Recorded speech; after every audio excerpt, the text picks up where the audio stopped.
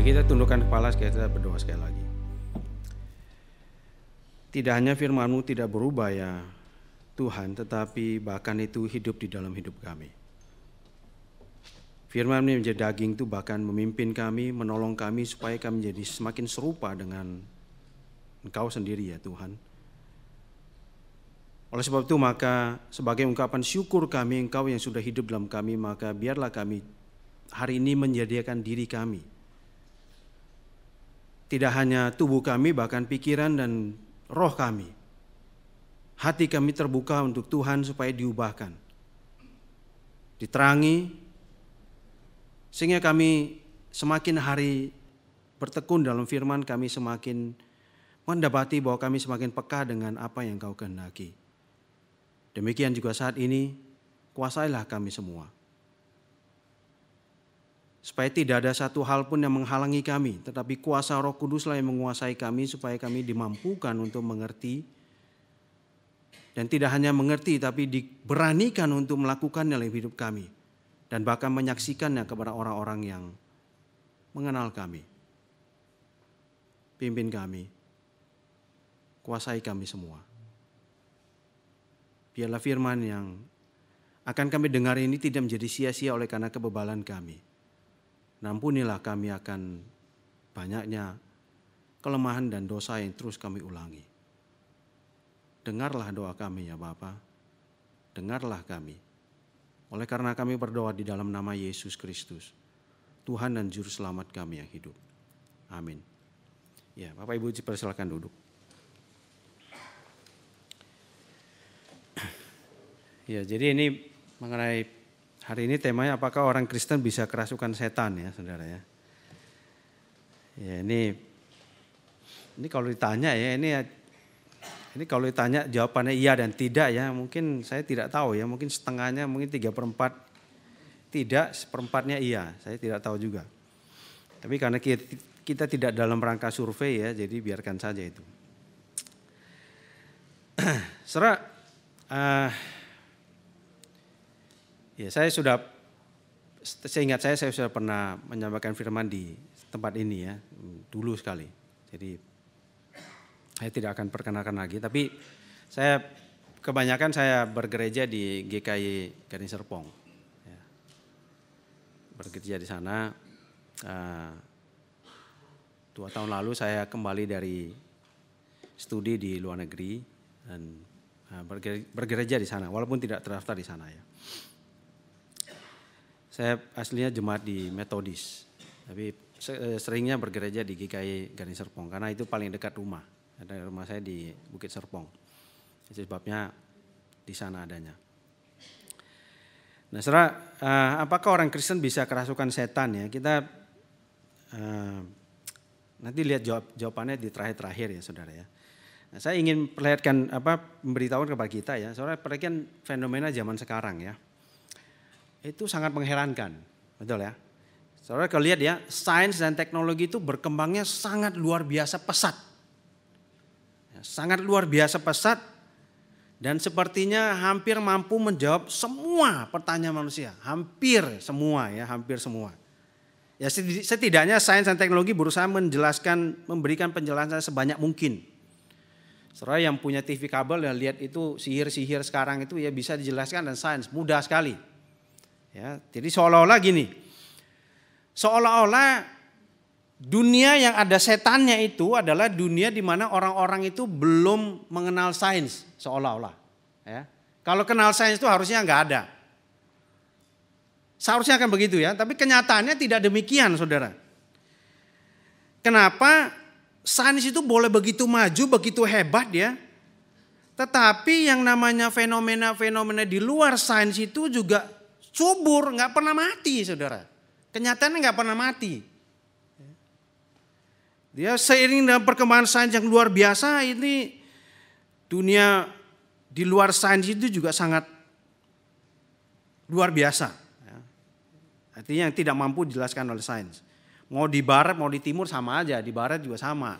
Cuma bedanya di barat itu kalau kejar setan tuh pakai listrik, ya, karena dipahami setan itu ada energinya.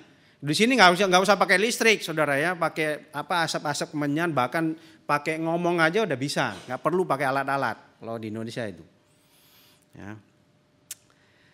Nah, saudara, sama di Amerika, bukan cuma di Amerika, di luar negeri juga sama, namanya rumah berhantu ada, ya dihantui juga ada, kerasukan setan juga ada.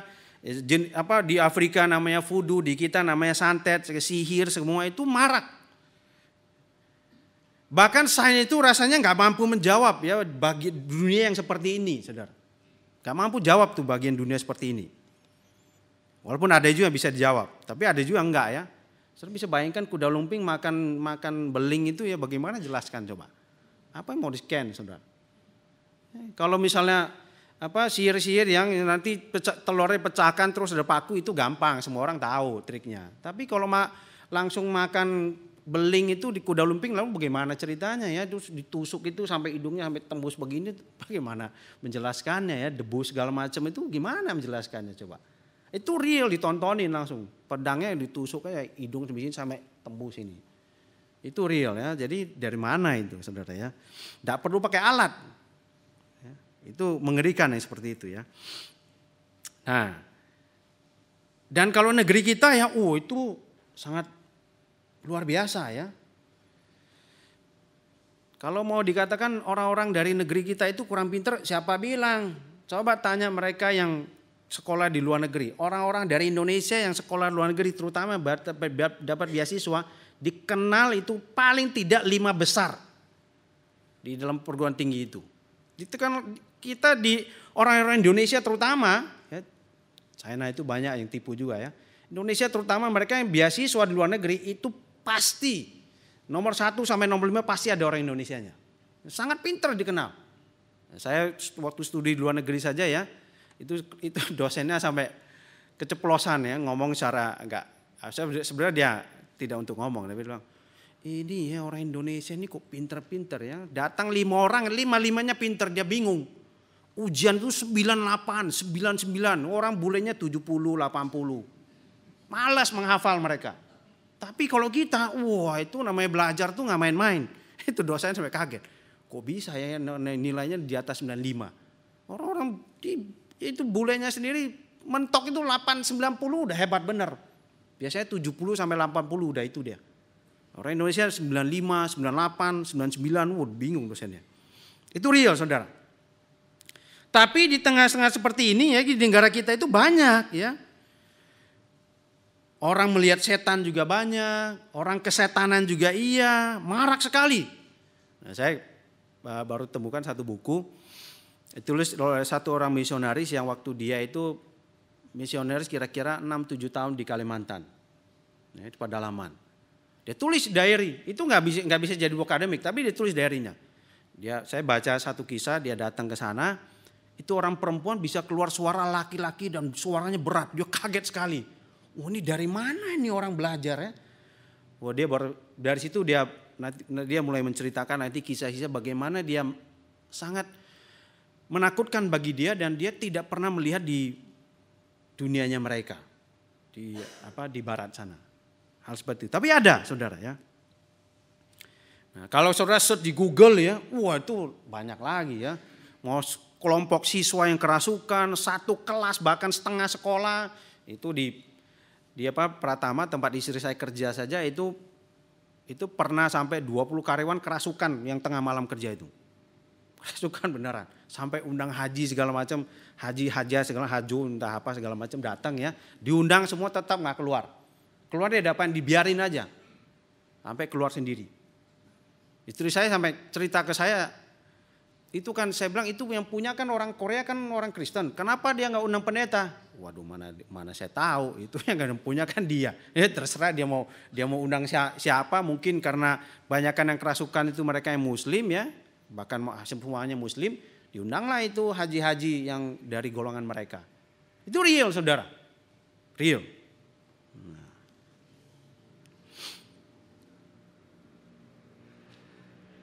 Lalu kita orang Kristen itu bagaimana ya? Ini bisa nggak orang Kristen juga seperti ini, saudara? Ya, saya tidak search di Google untuk cari apakah ada orang Kristen yang kerasukan setan. Ya. Tapi kita harus tahu dulu saudara ya, kerasukan setan ya, apakah orang Kristen itu ada 3 hal itu ya. Pertama orang Kristen, kedua kerasukan, ketiga itu setan.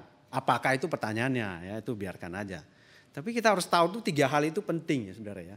Yang nomor 1 kita lihat satu-satu ya, itu setan saudara ya. Siapa itu setan saudara ya? Tanya ini nggak selesai ya, karena setan lebih duluan ada daripada kita. Jadi nggak akan kelar itu ya, kita nggak mungkin tahu saudara ya. Bahkan Adam aja nggak tahu. Tiba-tiba di Taman Eden itu sudah ada setannya kan? Itu real saudara ya. Siapa itu setan ya? Nah, terus lalu apa itu kerasukan? Lalu kita orang Kristen itu ada fenomena gitu bagaimana menanggapinya saudara? Apa yang Alkitab perlihatkan berkaitan dengan namanya kerasukan setan? Injil itu banyak, saudara, banyak, sangat banyak. Nanti kita akan lihat ya. Nah kalau sederhananya begini ya, kalau kita nonton tayangan terus yang model di Indonesia ya, terus datang ke satu tempat, saya lihat ada ini, dia bisa gambarkan semua setannya seperti apa ya. Itu awalnya menakutkan, betul ya. Tonton 3 bulan itu jadi hiburan saudara. Percaya sama saya. Anak saya awalnya takut. Tonton terus dia minggu 3 bulan, 6 bulan itu lama-lama kita ketawa sendiri. Bisa begitu ya. Hampir nggak ada lagi kengeriannya saudara. Betul ya? Nah, itu real saudara ya. Apa artinya ini saudara? Saudara bicara setan itu memang suatu yang serius. Ya, bukan mainan. Ya, tetapi kalau itu saja diperlihatkan lama-lama itu orang itu anggap jadi hiburan saudara. Karena apa yang mau dibahas semua itu nggak ada kaitannya sama diri kita. Jadi kita semacam nonton tontonan aja sudah, nggak pernah mengalami. Nah, Alkitab mengatakan jelas setan itu bapaknya pembohong. Saya yakin sekali ya untuk model setan yang kayak di TV itu ya menyeramkan itu ya, itu untuk anak-anak sampai dengan remaja mungkin bisa tapi kalau kita tua-tua, waduh. Gak mempan tuh yang begitu saudara. Gak mempan tuh, saya yakin sekali saya. Yang model begitu tuh gak mempan sama orang tua.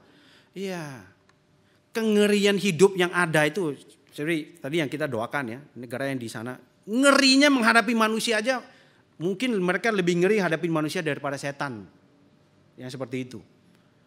Apa artinya bahwa fenomena orang kerasukan setan dan akhirnya dilepaskan itu memang sangat heboh.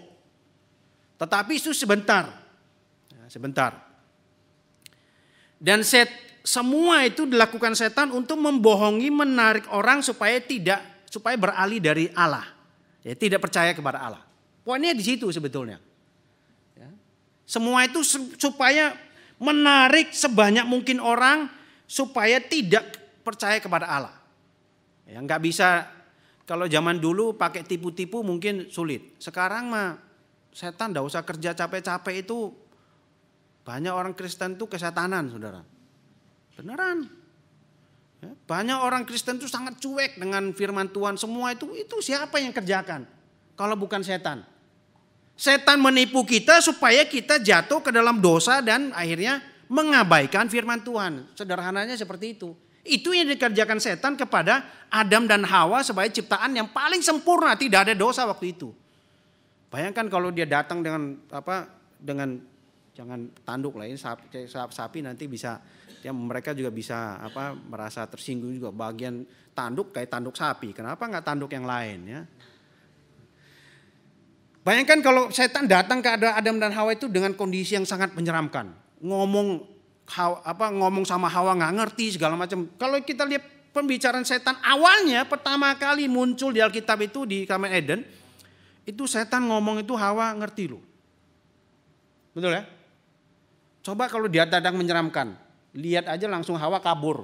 Bagaimana mau makan buat tengah-tengah. Nah itu yang lebih mengerikan.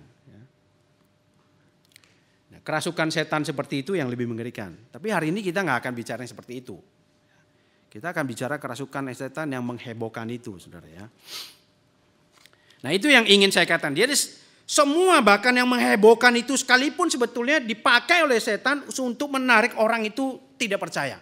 Itu sebabnya kalau kita baca di Alkitab itu ya, semua yang kerasukan setan itu adalah orang-orang yang tidak percaya. Ya, orang-orang yang tidak percaya. Nah, ini slide-nya boleh ya ditunjukin yang pertama ya. Ya, ini semua kisah di Alkitab mengenai yang kerasukan setan. Kita akan lihat satu-satu. Nanti kita ambil satu yang kerasukan di Gadara itu sebagai contoh ya, saudara ya, sebagai contoh. Yang pertama itu mengenai pengusiran iblis. Itu pencobaan Tuhan Yesus di padang gurun. Dia bilang, "Enyalah engkau iblis." Itu ada di Matius ada, Markus tidak ada enyala, dalam Lukas juga tidak ada enyala. Yang ada cuma Matius. Yang kedua adalah kerasukan setan dan pengusiran. Itu di Markus ada, di Lukas ada. Yang ketiga pengusiran setan pada orang banyak. Matius ada, Markus ada, Lukas juga ada. Nah ini kerasukan roh jahat akhirnya menjadi penyakit. Ini ada. Itu yang keempat. Kesembuhan dari kerasukan. Jadi rohnya merasuki orang itu jadi sakit. Nah itu yang mungkin teman-teman kita yang saudara-saudara kita yang dari dunia, dari tetangga kita itu mungkin memahami roh sakit penyakit. Roh pemalas mungkin seperti itu. Saya tidak tahu persisnya ya. Nah yang kelima itu adalah kerasukan di Gadara Gerasa. Ini yang paling heboh, saudara ya. Matius ada, Markus ada, Lukas ada. Kerasukan yang membuat bisu, setan yang bisu, itu ada. Di Alkitab itu ada, saudara ya. Nah, terus ada di Matius. Perintah untuk mengusir setan itu dari Yesus kepada murid-murid itu ada. 10, 6, di Markus, Matius, Lukas ada. Setan takluk demi nama Yesus waktu pengutusan 70 murid itu hanya ada di Lukas. Ya saudara ya, ini nanti saya tinggalkan. Saudara mau bicara soal kerasukan boleh. Kerasukan, bisu dan buta, terus pertanyaan mengenai Beelzebul itu ada Matius, Markus, Lukas ada. Nah roh jahat yang kembali lagi ya, dia udah diusir keluar, orang itu sapu-sapu kembali lagi, itu ada. Itu di Matius dan di Lukas. Kerasukan hingga sakit sampai bungkuk, sampai bongkok itu ya, itu ada. Tuhan pegang punggungnya langsung lurus lagi. Yaitu hanya ada di Lukas. Nah ini yang seru begini saudara ya. Ini yang sangat seru dua ini yang saya kasih merah ini saudara ya. Kita lihat 13 dulu. Pengusiran setan dari sakit ayan. Itu LAI dikasih judul sakit ayan. Ya di bahasa Inggris gak ada sakit ayan. Nah, hanya fenomenanya ada. Tapi ditafsir oleh LAI sebagai sakit ayan. Ya. Jadi setan membuat orang menjadi kena sakit ayan. Itu ada di Matius, Markus, Lukas ada. Nah pengusiran oleh non murid Yesus ada saudara. Ada. Saudara ya. Yang non murid Yesus itu ada yang mengusir saudara. Itu di 3 Injil ya. Itu ada di Markus sama ada di Lukas. Yang mengherankan saudara ada 2 kali itu murid itu diusir setannya sama Tuhan Yesus. Saudara tahu nih? Pengusiran iblis pada Simon Petrus. Nanti kita akan lihat juga ya. Iblis masuk ke dalam Yudas. Wah ini realita di Alkitab saudara ya. Murid Tuhan itu bisa dimasukin iblis. Dan ada iblis yang Tuhan perintahkan keluar dari Petrus. Wah apa ini? Ini rasul aja begini apalagi kita ya. Apa nggak kerasukan beneran saudara ya. Nanti kita lihat bedanya ya saudara ya. Kita lihat bedanya. Nah oleh sebab itu kita akan coba lihat baca ya dari ini yang kasus Gerasa ya. Lukas pasal 8 ayat 26 sampai 39 sampai 35 ya. Kita coba buka Alkitab kita sekarang ya.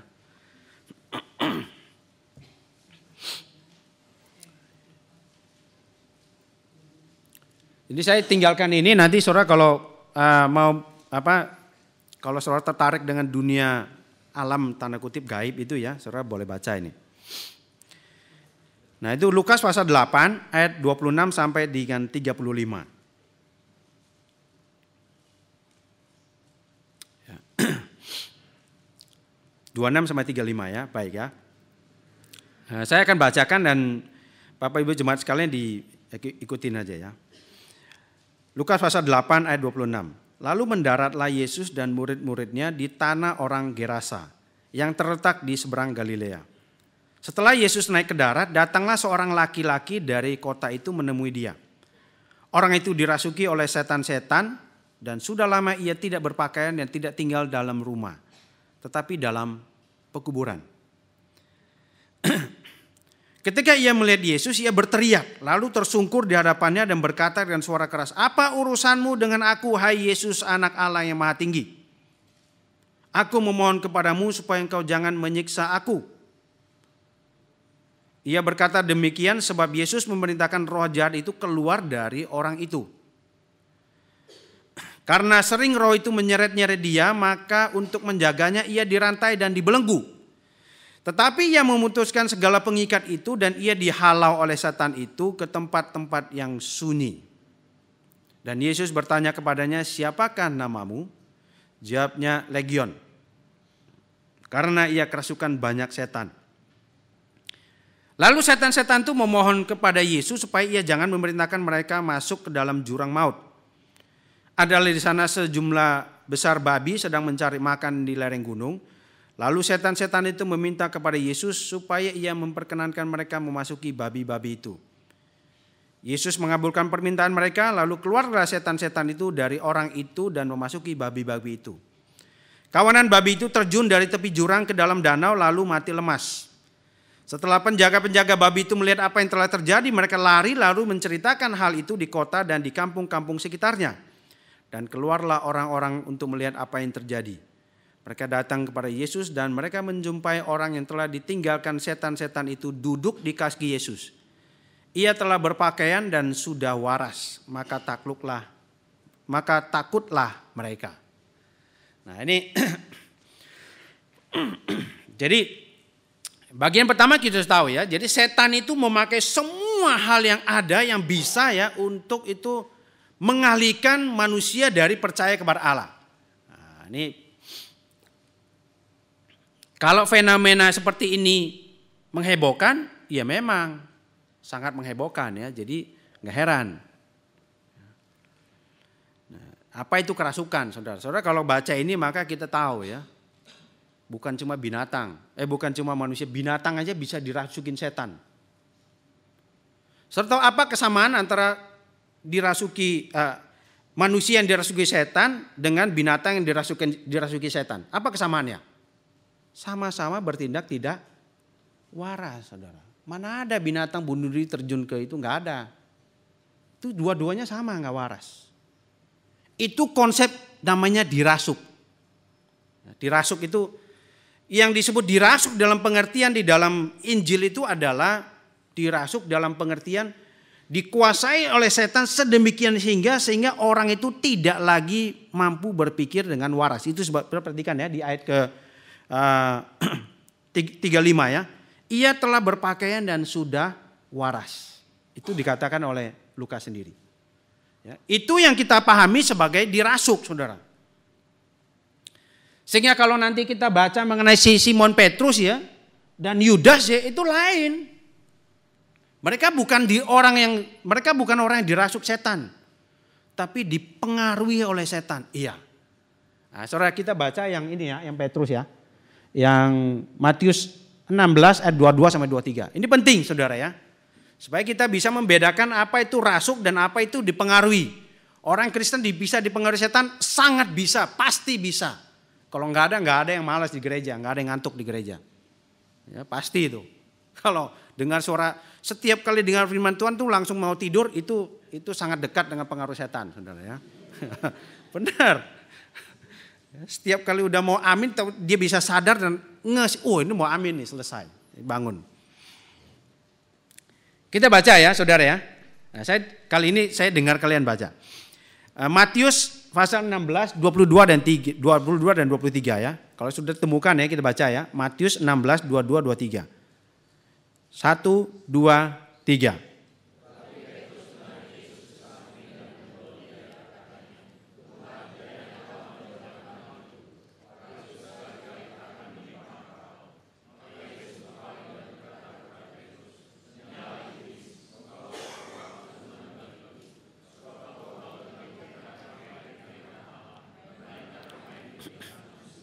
Saudara perhatikan ya. Kalau merasuk, kalau Yesus tanya, yang jawab siapa? Setannya. Benar ya? Tapi kalau ini enggak. Jelas jawab Petrus kok. Ya. Jadi, saudara, Ini dia ya. Dikatakan apa? Enyalah engkau iblis karena engkau tidak memikirkan apa yang Allah pikirkan. Tetapi apa yang dipikirkan, wah ngeri saudara ya kalau baca ini ya. Waduh ini yang kita pikirkan ini, di dalam pikiran ini saya itu sangat pikiran kita sama pikiran setan itu seolah-olah sama loh. Betul ya? Itu real saudara. Lu kalau enggak ya bagaimana Hawa tuh kok bisa jatuh dalam dosa? Karena pikiran dia dan pikiran setan ya sama. Ingat ya, itu sebabnya pikiran yang hanya dari kita saja itu sangat berbahaya. Kesesatan dari pikiran kita saja yang tidak pernah takluk kepada Tuhan. Itu dia. Itu real saudara ya. Soalnya suka gak suka itu Alkitab katakan seperti itu. Itu yang terjadi saudara. Itu sebabnya terjadi juga dengan Yudas. Waktu Petrus mengatakan apa yang dia katakan sekali-sekali. Waktu ini cerita mengenai Tuhan Yesus bilang dia mau disalib, dia nanti akan mati. Petrus bilang, wah ini gak logis begini. Sekali-sekali tidak akan pernah terjadi kepadamu Tuhan. Seolah-olah Petrus mau mengatakan apa? Kami setidaknya 12 orang itu pembela. Dan masih ada orang yang disembuhkan oleh Tuhan Yesus dapat makan dari 5 roti 2 ikan itu 5.000 orang itu mungkin siap membela Tuhan Yesus. Mungkin di dalam pikiran Petrus itu seperti itu. Tetapi Petrus mengatakan dalam kondisi yang sangat sadar. Dia sedang ngapain? Dia sedang membela Tuhan. Tapi Tuhan bilang, enyalah engkau setan. Ditunggangi oleh setan tanpa Petrus sendiri sadar. Saudara. Ini yang banyak terjadi dengan realita orang Kristen sekarang. Ditunggangi setan tapi tidak merasa ditunggangi setan. Merasa mengatakan satu hal yang sangat logis, masuk akal dan memang harusnya seperti itu. Ngeri ya. Yang begini lebih mengerikan saudara ya. Lebih mengerikan daripada yang kerasukan. Tetapi kerasukan itu lebih menghebohkan. Yang begini gak ada yang tahu. Sampai nanti pemberitaan firman Tuhan di mimbar ini mengorek dosa kita, menjadarkan kita, baru kita kaget, kok begitu ya? Nah, itu dia. Itu real tuh saudara ya. Nah, ini perhatikan ya, ini yang membedakan setan kita tahu semua yang setan kerjakan entah ke fenomena, entah sifat yang berpengaruh, semuanya itu supaya menarik manusia tidak kepada Tuhan. Yang murid nggak bisa, dipengaruhi bisa, supaya bertindak sendiri. Yang non murid ya sudah dikuasai saja, gampang loh, nggak ada siapa-siapa di dalamnya. Dikuasai aja, didudukin blek, dah. Mau apain? Yang sudah murid mau diapain? Nggak bisa. Dipengaruhi ya kayak model begini dipengaruhi. Nah, sekarang kita masuk kerasukan ya. Kerasukan itu adalah dalam pengertian dikuasai oleh setan sedemikian rupa sehingga kita tidak mampu berpikir tanda kutip waras. Apa itu berpikir waras saja nggak mudah saudara ya. Yang paling gampang ya, sodorin pulpen dia bilang stik ayam, itu nggak waras saudara. Nggak waras tuh, pasti nggak waras. Ya, sodorin kursi, dia tidur, dia pakai untuk tidur, itu nggak waras saudara. Waras itu memahami realita dan bertindak sebagaimana seharusnya dia bertindak, itu waras. Yudas waras. Ya, saudara lihat ya, itu iblis masuk dalam Yudas. Iblis itu bisa masuk bahkan dalam muridmu. Merasuk tidak. Persis seperti Petrus. Sehingga dia menyerahkan Tuhan Yesus. Dia nyesal bunuh diri. Petrus nyesal nangis, nggak bunuh diri. Kuasa Roh Kudus turun. Nanti kalau kita baca Kisah Rasul, Petrus bilang begini. Emas dan perak tidak ada padaku, tetapi apa yang ada padaku, aku berikan. Demi nama Yesus orang Nazaret. Dia tarik itu bangkit orang lumpuh itu. Bangkit dan berdiri. Saya kalau jadi orang lumpuh aja mungkin akan, yang benar aja main tarik aja. Ya, bagaimana bisa berdiri udah puluhan tahun. Tapi itu Petrus lakukan. Nah, setelah nanti dapat Roh Kudus ya saudara. Jadi yang ingin saya katakan adalah kalau konsepnya dipengaruhi, ya, dibujuk oleh setan sampai kita nggak sadar kita itu sedang mengatakan, memikirkan dan memberikan pendapat yang sebetulnya itu mewakili akan pemikiran setan juga, itu bisa, sangat bisa.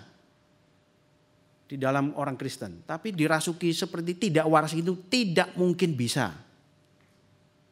Tidak mungkin bisa itu, saudara. Nah, ini nanti ini kita punya pikiran sudah mulai mikir, tapi si A itu bisa loh ya. Nanti kita nggak tahu ya. Mudah-mudahan pertanyaannya ada yang begitu ya. Itu yang terjadi ya. Jadi kita harus membedakan namanya merasuk dengan mempengaruhi. Ya, mempengaruhi seperti apa? Kondisinya sadar, dia mengatakan hal yang sangat logis, sangat wajar, tetapi sebetulnya bukan pemikiran Tuhan. Nah, itu dia. Bukan pikiran Tuhan. Kalau Petrus sadar, dia akan katakan, Tuhan kenapa bisa begini? Kebenaran seperti apa yang sedang kau ungkapkan kalau engkau mati di kayu salib? Petrus nggak tanya itu. Petrus langsung bertindak sangat logis, wajar. Sebagai murid-muridnya yang akan membela gurunya. Nah, persis seperti zaman-zaman pada masa Tuhan Yesus, filsuf juga sama. Dia punya murid-muridnya akan membela gurunya. Sampai sekarang juga sama.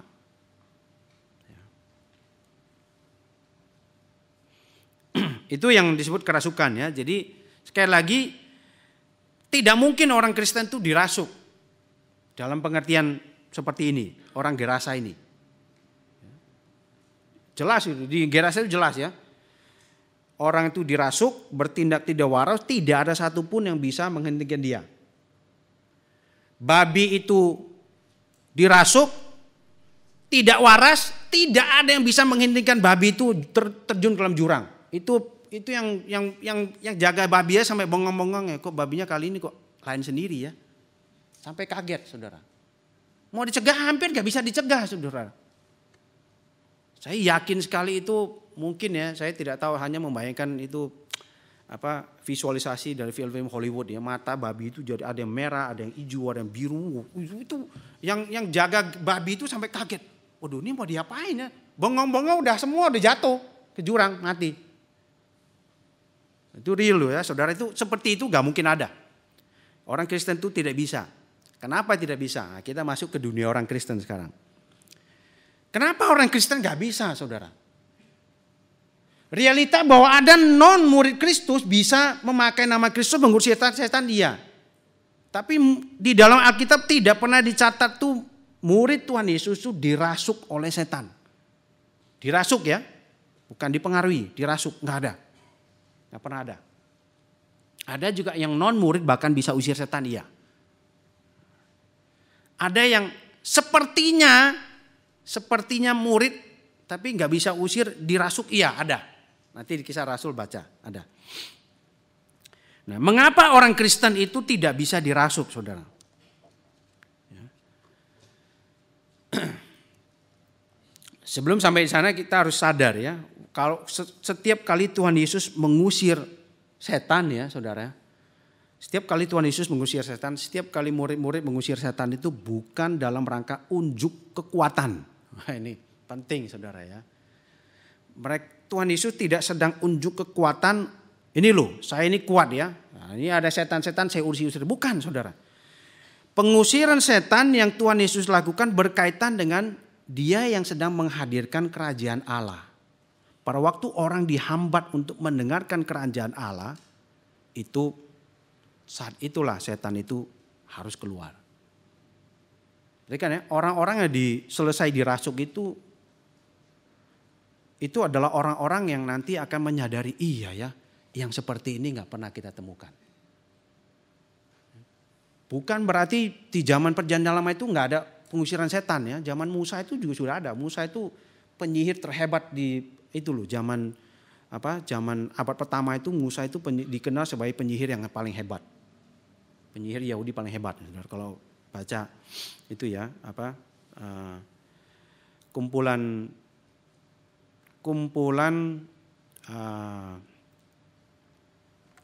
sihir-sihir abad pertama sampai abad keempat ya, itu Musa itu penyihir nomor wahid. Yesus itu bahkan nggak dikenal, saudara. Nah, perhatikan ya, waktu Tuhan Yesus mengusir setan itu konteksnya adalah karena dia menghadirkan kerajaan Allah. Jadi bukan sedang unjuk kuasa, itu sebabnya tidak semua orang dia sedang cari mana ini setan ya, mana ini orang setan. Enggak pernah. Dia bukan sedang ingin mempertunjukkan kekuatannya dia, tetapi dia sedang menghadirkan kerajaan Allah. Sebagai konsekuensinya kalau kerajaan Allah hadir maka tidak boleh ada sesuatu pun yang menghalanginya. Nah, itu sebabnya pada waktu setan menghalangi orang untuk Allah datangi, maka setan itu harus dikeluarkan. Nah, itu sebabnya kita lihat tidak semua orang yang kerasukan setan itu dicatat disembuhkan. Ada yang mungkin kerasukan setan kita nggak tahu. Tapi yang tercatat itu ada orang-orang yang Allah itu ingin hadir di dalamnya dan ada penghalangnya. Itu dikeluarkan. Itu diusir. Jadi Yesus bukan sedang mencoba meyakinkan kayak orang-orang banyak ini ya akan kerajaan Allah dengan cara mengusir setan. Bukan. Dia bukan sedang meyakinkan mereka. Itu hanya konsekuensi dari kabar baik yang Tuhan Yesus berikan. Sehingga orang yang kerasukan setan yang tidak mampu mengerti Injil, tanda kutip dengan waras, orang itu harus dibebaskan. Itu penting kita pahami ya. Nah, kalau motivasi kebanyakan orang Kristen zaman sekarang kalau usir setan itu untuk unjuk kuasa Allah. Ayo siapa yang kerasukan sini bawa datang. Waduh ini apa ini saudara ya. Supaya apa? Supaya mereka menjadi terkenal. Dan lalu seolah-olah punya karunia khusus untuk itu saudara. Enggak ada ini. Kita akan lihat setelah ini ya. Ingat ya, peperangan dengan setan selalu mengerikan.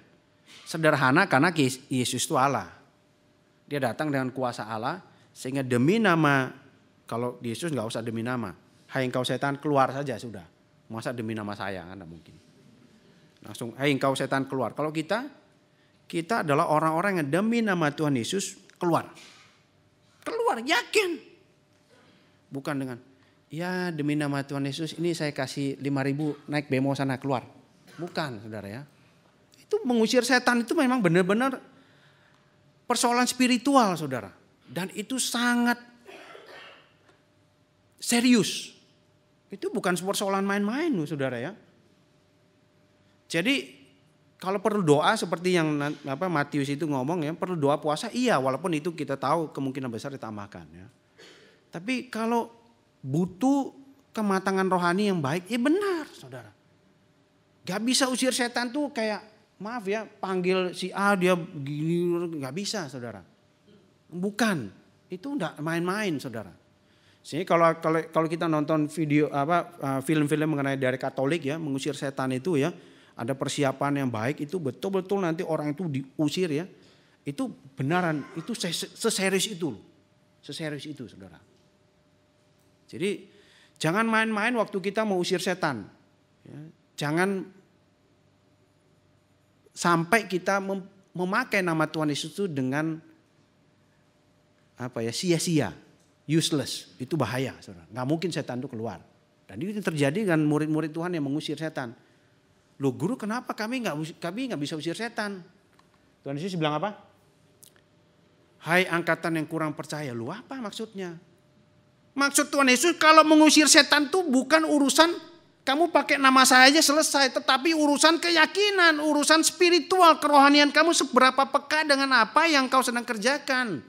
Engkau kerjakan tuh dirimu atau sedang memang kau memakai nama Tuhan supaya penghambat ini keluar dan orang ini mendengar Injil saudara. Itu beda saudara. Kenapa Tuhan Yesus karena tidak percaya? Kamu pakai nama saya sembarangan. Kamu pikir main pakai aja kayak maaf ya. Kayak orang bilang asal bawa salib. Lama-lama setan wah ketebak ini mau orang main-main. Habis tuh. Beneran saudara. Itu sebabnya Tuhan Yesus tegur mereka. Hai angkatan yang kurang percaya. Apa kamu itu sedang mempermainkan apa yang harusnya itu ada kuasanya namaku. Sehingga mereka gak bisa usir. Makanya yang tegur apa? Kurang percayanya. Oh kamu salah formulanya. Bukan. Tapi kurang percaya itu persoalan. Kalau kurang percaya persoalan apa? Kerohanian kan.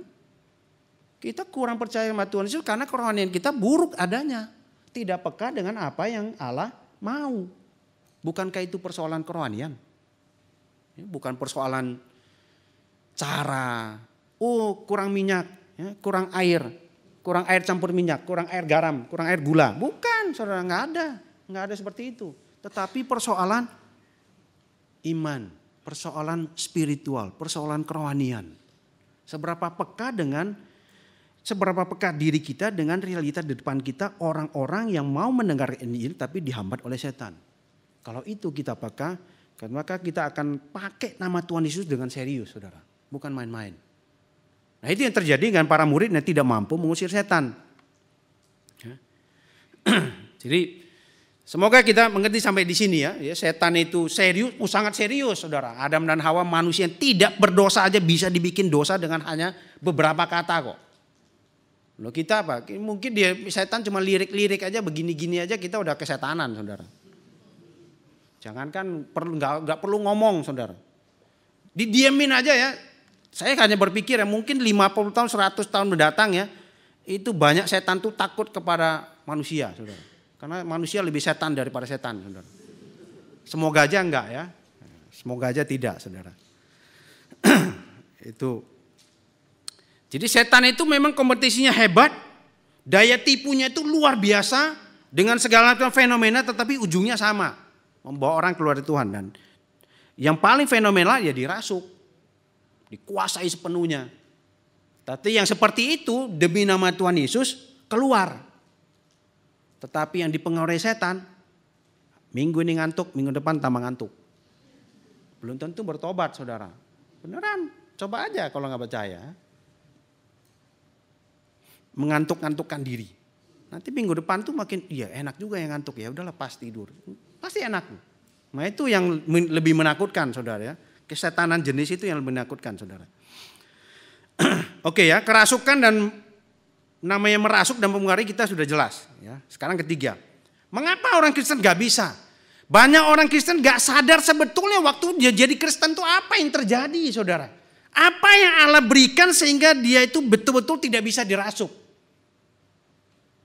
Nah, ini slide kedua, tolong ya. Ini dia. Ya, slide kedua. Ini dia, saudara ya. Saudara perhatikan ya. Pada waktu kita jadi Kristen, banyak orang Kristen itu cuek dengan kekristenan dia. Banyak orang Kristen cuek dengan apa yang sebetulnya Allah berikan, saudara. Yang Allah anugerahkan itu apa sih? Sampai kita itu sampai kita itu tidak mempan dengan setan, saudara. Mempan dengan senapan. Tapi senapan pun hanya membunuh tubuh. Gak bisa membunuh hidup kekal kita. Saudara, ini semua anugerah diberikan. Waktu kita percaya pada Tuhan Yesus, kita diberikan keselamatan dari dosa, saudara. Kita diberikan hidup kekal.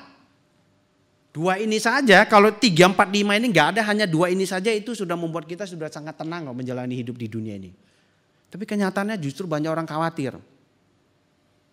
Yang ketiga, kita diberikan Roh Kudus sebagai jaminan, tidak hanya jaminan bahwa nanti kita dapat hidup kekal itu. Bukan hanya itu, tapi bahkan Roh Kudus itu adalah Roh yang akan memberikan kuasa, saudara. Kita juga dapat karunia rohani, saudara. Yang keempat, kita mendapatkan kuasa untuk menjadi anak-anak Allah. Nah ini yang saya kadang-kadang pikir ya, ini berapa banyak orang Kristen yang menyadari bahwa mereka itu anak Allah. Banyak orang Kristen menyadari bahwa saya jadi anak, saya mewarisi semua harta kekayaan Tuhan. Waduh, ini parah, saudara ya. Itu gak usah ngomong, namanya anak udah otomatis mewarisi. Tetapi tahu gak apa artinya kamu diberikan kuasa untuk menjadi anak? Kenapa Yohanes harus capek-capek ngomong mendapatkan kuasa untuk menjadi anak? Kenapa harus tambahkan kuasanya itu? Langsung jadi anak Allah kan jelas toh. Kenapa harus ada kuasanya? Nah, itu dia, itu anak ada. Kita jadikan anak Allah bukan hanya statusnya anak Allah, bukan, tetapi ada kuasanya di situ. Yang kelima, kita mendapatkan kuasa untuk mengabarkan Injil. Jadi bagi orang yang mengatakan, wah saya orang Kristen, tapi saya malu mengabarkan Injil, maka berdoalah supaya kuasa itu diberikan kepadamu untuk kamu memberitakan Injil. Entahkah dengan hidupmu, entahkah ngajak orang ke gereja, entahkah keberanian mendoakan dia, berpuasa bahkan bagi orang itu supaya orang itu mau mendengarkan apa yang kita katakan nanti. Kenapa tidak? Ini 5 hal itu membuat setiap orang Kristen tidak mungkin dirasuk setan, saudara. Mau dirasuk apanya? Dipengaruhi iya, tapi dengan pengampunan itu kita diselamatkan lagi. Dengan pengampunan itu keselamatan kita nggak akan hilang.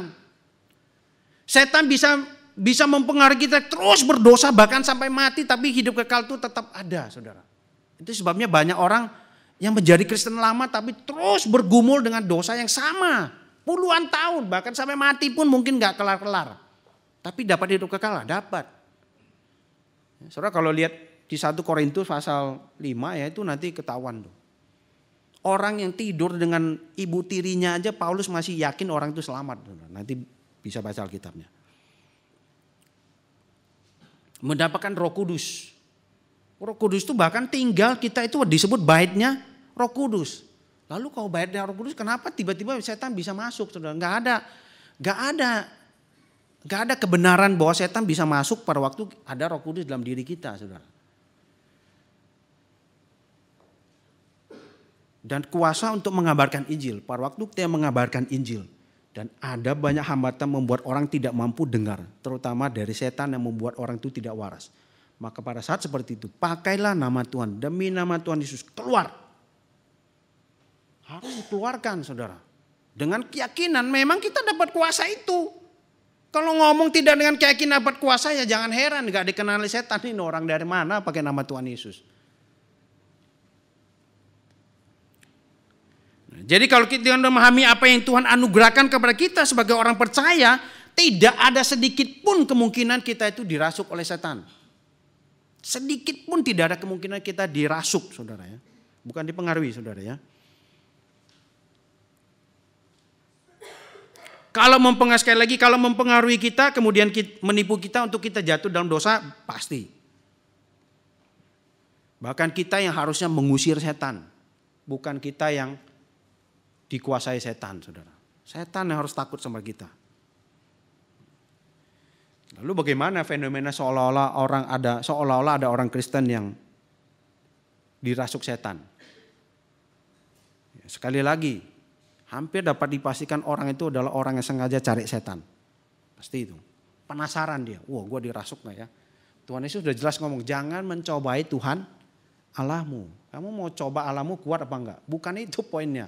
Tuhan Yesus saja nggak pernah cobain Allah. Dia datang sana itu bukan mana setan, ayo mana siapa ada setan, ayo panggil. Enggak. Dia datang tuh menghadirkan kerajaan Allah. Pada waktu orang itu terhambat nggak bisa dengar, hei engkau setan keluar supaya orang ini jadi waras dan mendengarkan Allah. Itu dia. Bukan untuk sembarangan dipakai, saudara ya. Bukan untuk sembarangan. Sekali lagi bagi saya kalau ada orang Kristen kerasukan kita perlu bertanya. Orang ini yang dirasuki setan atau orang ini yang membuka diri dirasuk setan. Dengan cara mencobai Tuhan dengan mendatangi setan. Itu penting. Yang kedua, hampir dapat dipastikan itu orang yang kekristenan dipertanyakan. Terutama kerohaniannya. Ini orang dari mana ini? Ya, serius, itu beneran tuh. Ya. Walaupun kerohanian buruk belum tentu orang kerasukan. Tapi kemungkinan besar kondisi orang itu memang siap untuk membuka dirinya untuk dirasuk. Saya akan undang kita baca Lukas pasal 10 ayat 20 untuk menutup sesi ini ya. Habis itu tanya jawab. 10 menit boleh. Kalau mau lebih 10 menit nanti habis ini ngobrol 3 jam lagi boleh. Lukas pasal 10 ayat 20. Ini sangat penting untuk kita yang betul-betul yakin bahwa tidak mungkin orang Kristen dirasuk. Ya, kalau sudah ketemu kita baca bersama-sama ya. Lukas pasal 10 ayat ke-20. Oke, Lukas pasal 10 ayat 20. Kita baca bersama-sama. Namun demikian, janganlah bersuka karena roh-roh itu takluk kepadamu, tetapi bersukacitalah karena namamu ada terdaftar di sorga. Ini Tuhan sendiri yang ngomong. Kamu pasti bahkan bukan cuma kamu nggak bisa rasuk, kamu bahkan bisa usir mereka. Tetapi jangan bersuka karena itu. Tapi bersukalah karena ada hidup kekal di sorga itu. Itu yang dianugerahkan. Ya, saat poin 1, 2 saja sebetulnya sudah cukup bagi kita itu untuk menjalani hidup itu dengan yakin. Tanpa perlu takut dengan segala macam sana sini. Kematian fisik, iya, Tuhan bilang iya. Ada banyak orang mungkin bisa membunuh kami, tapi jangan takut kepada mereka. Takutlah kepada Allahmu yang bahkan tidak hanya tahu membunuh, bahkan melempar kamu ke neraka. Itulah harus kamu takuti. Yang cuma bunuh fisik biarin aja. Kenapa? Darah dan daging kita yang sekarang ini tidak mendapat bagian dalam kerajaan sorga. Yang daging, darah itu nggak ada, nggak dapat bagian, saudara. Nanti diberikan tubuh yang baru, itu nanti dia. Jadi jangan takut, nggak perlu takut. Oleh sebab itu sekarang siapapun kita, jikalau kita temukan ada betul-betul penghambat dari setan terutama, yang membuat orang tidak mendengarkan firman, tidak mampu mendengarkan Injil dengan benar, maka pakailah nama Tuhan pada saat seperti itu. Demi nama Tuhan, keluar engkau setan, supaya orang ini dengar Injil. Jangan supaya saya terkenal, gak akan keluar setannya. Pasti itu, yakin saya. Oke, sekarang saya tidak tahu tutup dulu atau tanya dulu. Ya tanya jawab silakan. Jangan sungkan ya, pertanyaan apa aja boleh. Ya silakan. Pertanyaan saya masalah yang tidak waras. Apa bagaimana kita membedakan antara penyakit jiwa dengan orang yang tidak waras? Ya. Karena banyak kemiripannya, Ya. itu yang pertama. Kedua, kalau kita lihat cerita nyata tentang Billy 24 wajah, itu kan jelas sekali saya masih belum bisa membedakan karena disebutkan itu masalah psikologi. Saya belum bisa ngerti kenapa yang ini disebut psikologi, yang ini disebut kerasukan gitu ya. Itu pertanyaan saya. Terus bagaimana kita membedakan ini memang kondisi seseorang males atau ngantuk gitu ya, karena usia dan sebagainya, atau memang itu pekerjaan setan. Ya, terima kasih. Itu dia ya saudara ya. Ini dunia ini maju. Waktu saya studi di Amerika, saya baca satu artikel. Ya. Rupanya ini perempuan ini bilang begini, dia itu kadang-kadang ya suka bisa merasa panas sekali kepalanya, terus matanya merah, terus dia nggak bisa kendalikan diri, dia lempar semua barang-barang yang ada di rumah dia. Nggak tahan sekali. Dia cerita ya, awalnya dia juga merasa dia kerasukan setan, saudara. Beneran, matanya merah terus kayak mau keluar gitu. Nggak bisa menguasai diri. Terus suatu kali ada temannya, dia ngobrol-ngobrol sama temannya nganjurin kepada salah satu dokter. Dokter juga nggak bisa. Satu kali pas dia lagi kumat ya, temannya itu ada, langsung sama temannya dia diikat persis kayak orang kesetanan, dia bawa ke salah satu rumah sakit di New York sana. Hanya ada satu dokter, dokter orang India kalau nggak salah, yang tahu ini orang ini otaknya kebakar. Iya, benar otaknya kebakar. Dan sejak itu ya dia sembuh, dia tidak pernah lagi kayak model kerasukan itu. Habis itu dia tulis buku. Nah bukunya salah satu bestseller di New York. Nah, saya baca ringkasannya. Itu yang terjadi dengan dia. Nah, ini seru ya, saudara. Zaman dulu nggak ada dunia psikologi ya, nggak ada skizofrenia. Zaman sekarang ada. Ya, lalu bagaimana membedakan orang kerasukan setan dengan orang yang sakit penyakit ya? Secara begini. Ya. Kita manusia itu diberikan perintah oleh Tuhan untuk menaklukkan dunia ini. Termasuk juga menaklukkan apa yang terjadi dalam jiwa kita. Apa yang terjadi dengan diri kita. Ya. Sehingga kalau dunia kedokteran atau dunia ilmu ini Tuhan izinkan untuk membantu kita memahami banyak hal yang tadinya kita pikir kerasukan setan, bagi saya itu hal yang sangat baik. Itu tidak pernah ada yang namanya orang kesetanan di situ. Artinya dokter kesetanan sampai seolah-olah ini yang kerasukan itu jadi penyakit. Bukan, saudara. Tetapi kita betul-betul harus sadar, ya, ada banyak bantuan dari ilmu yang ada ini menolong manusia bisa menyelesaikan tanpa perlu memakai nama-nama Tuhan terus-menerus. Dan itu betul-betul kita harus hargai. Tapi banyak juga dokter yang memberikan kesaksian, banyak dokter yang nyerah, tapi akhirnya dengan puji Tuhan, doa, sembuh orangnya. Itu juga ada. Lalu bagaimana kita harus menyikapinya? Sebelum kita sampai kepada area menengking demi nama Tuhan, saudara, ada baiknya betul-betul kita itu memakai sarana yang Tuhan izinkan maju begitu pesat, yaitu ilmu. Pakai itu. Tapi jangan lupa juga bahwa ilmu pada dasarnya hanya meneliti semua kondisi fisik semata kok. Bahkan psikologi juga namanya jiwa juga itu masih berorientasi pada fisik. Karena waktu diobatin, yang diobati apanya? Fisiknya. Kekurangan chemical semua itu fisiknya. Itu sebabnya perlu orang-orang seperti itu, orang-orang yang skizofrenia itu perlu juga didoakan. Kita juga nggak tahu, Tuhan Yesus jelas siapa yang kerasukan setan, siapa yang bukan. Kalau kita nggak sejelas itu, saudara. Itu sebabnya kalau kita punya keyakinan bahwa orang ini memang kerasukan, ya, doakanlah kepada Tuhan supaya sungguh-sungguh membukakannya.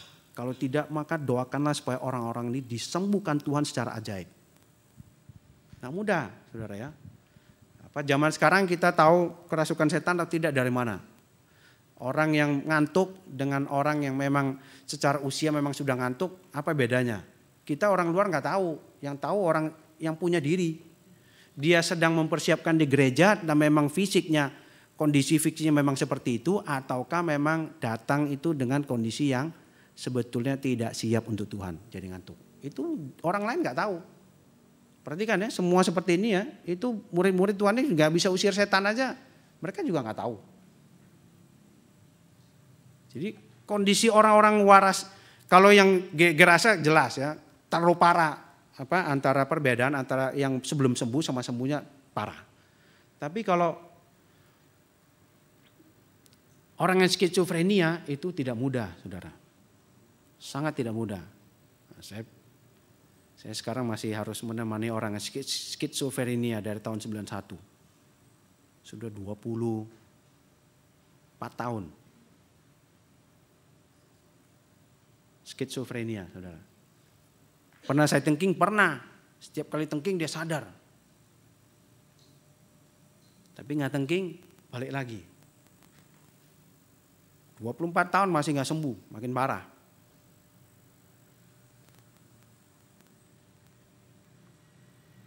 Bahkan saya sempat puasa untuk orang ini. Sampai 6 tahun. Setiap saya pakai hari Sabtu. Khusus sengaja hari Sabtu. Hari dimana kita itu waktunya pesta-pesta sedikit. Saya pakai. Nggak sembuh tuh. Betul nggak sembuh. Sampai sekarang pun belum sembuh. Kalau tanya saya apakah saya yakin orang kerasukan, saya nggak yakin. Tapi apa yang saya harus lakukan, saya lakukan. Kalau bagi saya sudah sangat tidak waras. Bayangkan sangat. Waktu saya tengking itu sangat tidak waras memang. Orang itu mau mandi ya telanjang langsung buka di ruang tamu. Wah ini nggak beres ini. Terus di kamar mandi ngomong nggak jelas segala macam itu, saya ketok pintu, saya keluar, saya demi nama Tuhan Yesus keluar engkau setan. Dia langsung nangis. Nangis seminggu beres. Habis itu gak beres lagi. Nah, ya. Jadi antara dikuasai setan ya, menjadi tidak waras, dengan tidak waras beneran, itu hampir kita itu nggak bisa bedakan dari sisi kita. Maka dari sisi kita yang kita bisa lakukan apa? Doakanlah orang seperti itu. Dan Tuhan kalau memberi keyakinan di dalam hatimu yang paling kuat untuk memang betul ada hal-hal yang mempengaruhi, usirlah itu. Setan itu keluar belum tentu penyakit itu sembuh. Di waktu Tuhan Yesus semua penyakit sembuh.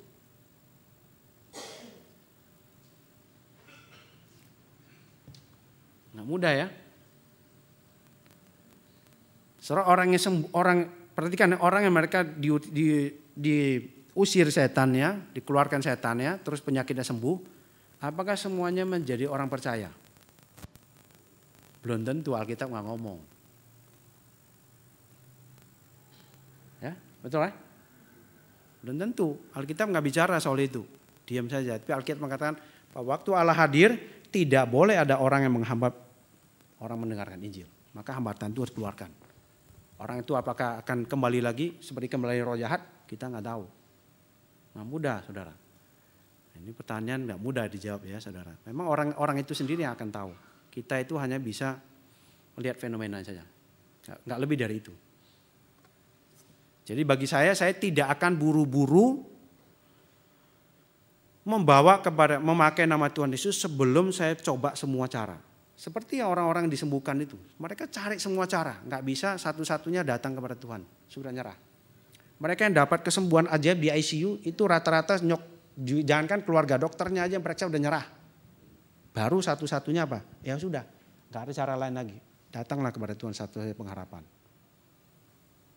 Lalu kalau saya ditanya, saya akan tempuh hal seperti itu. Karena Tuhan sudah izinkan manusia menaklukkan bumi dan semua isinya itu dengan begitu banyak macam ilmu. Pakailah itu. Kalau itu tidak mampu, Tuhan aku sudah melakukan tanggung jawabku. Sekarang tidak dapat apa-apa. Maka sekarang aku serahkan kepadamu. Mudah ya? Sangat tidak mudah. Thank you ya. Sri ya masalah ya. Ingat nama saya, betul ya? Iya. Ya. Ya, silakan.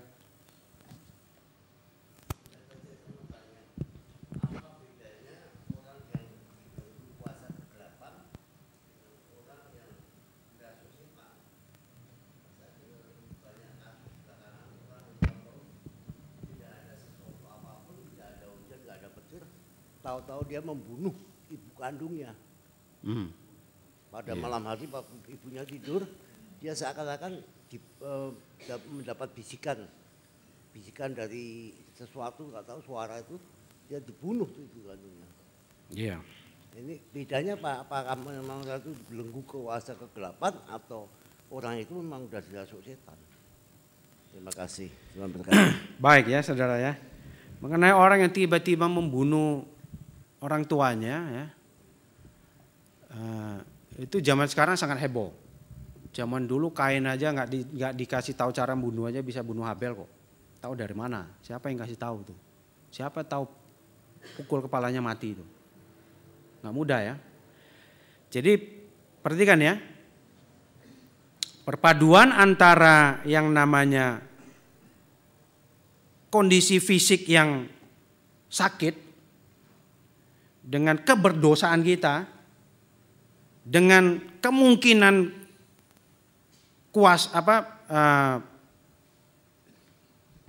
dibelenggu oleh setan itu membuat semua fenomena itu tidak bisa dianalisa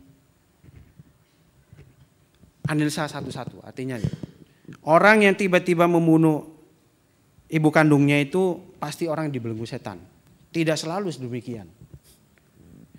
Bagi saya memang fisiknya sendiri secara genetik ya memang punya kecenderungan untuk menjadi skizofrenia. Kalau kita mau jujur semua dari kita itu ya gen itu kan makin hari makin buruk sebetulnya kondisinya. Nah kalau itu kita pahami, dulu kenapa bisa terjadi, sekarang kenapa tetap terjadi? Ya memang itulah bagian dari manusia untuk menaklukkan bumi ini. Oh ya, betul. Betul. Bukan cuma predator ya saudara. Manusia sama Tuhan itu sekarang hampir gak ada bedanya. Apa yang manusia tidak bisa ciptakan?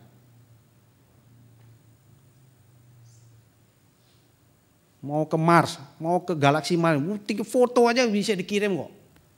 Mau cari bumi baru aja dicari saudara. Apa yang gak bisa? Yang membedakan tinggal satu.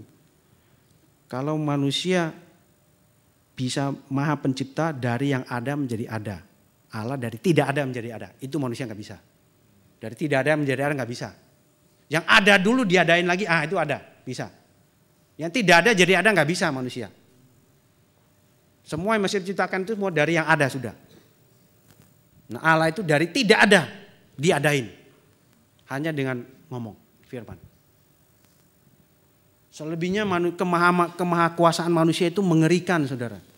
Betul ada baiknya menolong banyak orang memahami banyak hal. Sehingga sekarang ya di sekolah-sekolah sediakan apa? Konseling supaya orang tahu kondisi kejiwaannya itu apa, seperti apa. Itu gak mudah, saudara ya. Dengan dunia yang makin banyak aspek yang ditaklukkan, demikian juga makin banyak hal yang membuat kita makin tidak tahu banyak hal. Pada saat yang sama. Sehingga menaklukkan bumi, perintah kepada Adam ya.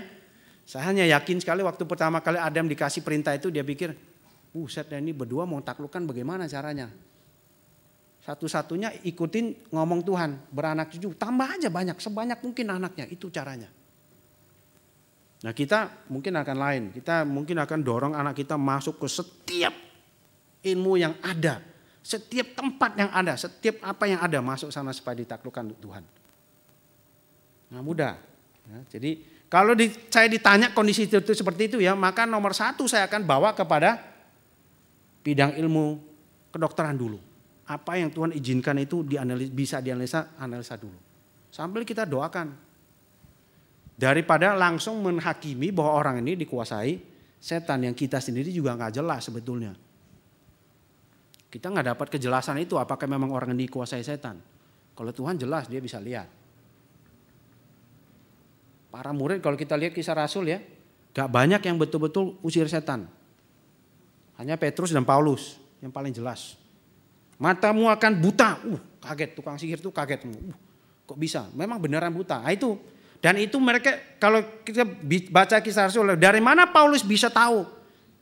Karena Roh Kudus yang menguasai dia sehingga dia tahu. Kalau enggak tahu. Jadi kalau kita sekarang, kalau saya secara pribadi saya akan lakukan, saya bawa ke dunia kedokteran, saya doakan. Dan jika memang waktu saya doakan ini bicara tidak hanya fisik saja, memang bicara kerohanian. Kenapa orang itu sampai bisa memurah orang tuanya? Di mana nilai-nilai semua yang harusnya mengendalikan hidupnya itu juga. Itu juga perlu ya, itu enggak mudah. Itu hidup sekarang itu sangat kompleks. Jadi perlu kita pahami dengan lebih baik. Sehingga kalau anak kita, bayangkan ya sekarang kalau anak kita didik anak ya lain dengan zaman dulu kan. Zaman sekarang itu di sekolah dengan adanya konselor segala macam, kapan-kapan orang tua bisa dipanggil, anakmu ini aneh-aneh lu. 2 minggu ini, 3 minggu ini ada apa, betul kan? Kalau dulu mana ada, ya pukul aja kalau perlu. Udah taruh berdiri depan kelas. Sekarang mana bisa? Kita tahu dengan banyaknya ilmu lain itu kita tahu bahwa manusia itu tidak sesederhana seperti itu. Banyak yang lebih kompleks. Apakah orang-orang zaman Tuhan Yesus itu orang-orang yang tidak tahu sains sehingga dunia kedokteran gak semaju kita sehingga mereka akhirnya mengkategorikan itu? Bagi saya tidak ada yang salah kalau memang seperti itu. Karena itulah sampai disitulah derajat pemahaman mereka yang paling maksimal. Sehingga kalau akhirnya orang-orang seperti itu yang ayan aja bawa ke Tuhan Yesus, gak heran. Tidak ada kategori penyakit ayan pada masanya.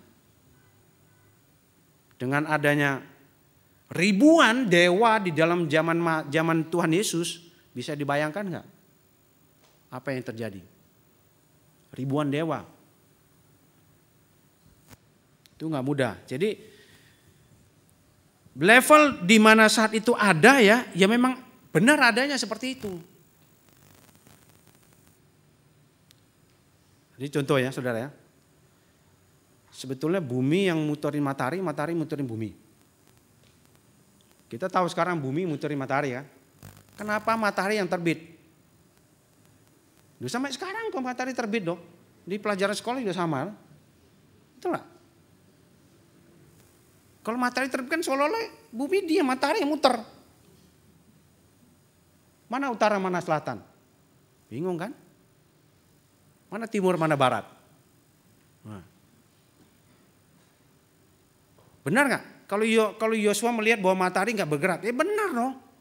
Memang matahari nggak bergerak. Kalau kita lihat kan matahari yang bergerak, bukan bumi yang muter. Benar nggak? Benar. Itu sebabnya banyak ahli mengatakan Yosua nggak salah sama sekali. Fenomena seperti itu mereka melihat kategori sebagai setan segala macam nggak salah dan memang Tuhan bisa selesaikan. Poinnya adalah kerajaan Allah datang, ada yang menghambat, itu harus itu harus betul-betul dikeluarkan. Supaya orang itu tidak terhambat untuk mendengar Injil. Nggak mudah. Itu orang yang saya katakan itu ya, selesai saya tengking, saya kabarkan Injil. Habis itu orang itu mau bertobat dan Tuhan sembuhkan, saya tidak tahu. Kalau Tuhan tidak sembuhkan, ya sampai sekarang ya mau diapain. Nah, sampai sekarang saya tidak melihat lagi yang terlalu aneh dari orang ini. Saya nggak pernah tengking lagi setelah itu. Yang saya tengking waktu itu memang sangat parah. Kaget saya. Waduh, ini kok keterlaluan begini ya tindakannya ya. Udah mau mandi kok telanjang langsung di ruang tamu jalan sana. Wah, ini nggak benar ini. Sampai orang tuanya sendiri mau dipukul, mau dibunuh. Waduh, wah ini nggak benar. Nah, saya tahu akhirnya saya pegang kepalanya, saya tengking. Saya belum sama Tuhan waktu itu. Belum sama sekali bukan sama Tuhan. Baru jadi Kristen baru berapa tahun ya, 3 tahun. Dengan nekat, saya lihat wah ini sudah sangat aneh, sangat nggak wajar. Nah, saya pakai itu. Itu yang bisa saya share. Ya, jadi kalau ada kasus seperti itu, saya akan lakukan pemeriksaan dokter. Sambil saya doa, pada saat yang sama saya doakan, kalau dapat kejelasan saya tengking. Ya.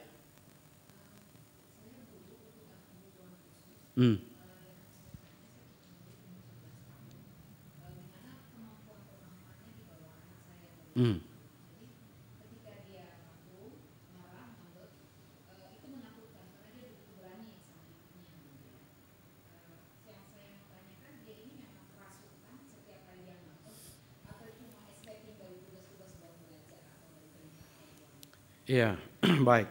Kalau kita lihat realita pendidikan sekarang ya, kita tahu SD aja bawa buku itu bisa lebih dari 3 kilo, saudara ya. Saya kadang-kadang kita dulu bisa bawa 3 buku di sekolah aja udah syukur-syukur. Bisa ada buku aja di sekolah syukur-syukur. Sekarang 3 kilo, anak saya bahkan sampai 6 kilo, saudara. Sampai saya pegang, waduh ini berat amat, saya aja berat, gimana dia. Itu real. Jadi kalau lihat tekanan anak-anak sekarang ya dengan begitu banyak ilmu yang ada, akhirnya anak-anak mau nggak mau seolah-olah harus tahu juga sebanyak itu ya. Bagi saya langkah nomor 1 judgementnya adalah memang tekanan hidupnya nggak mudah. Itu nomor 1. Daripada mengatakan ini kerasukan. Doakan ya harus seperti itu harus didoakan. Ya, tidak mudah menangani orang-orang yang punya kebutuhan khusus.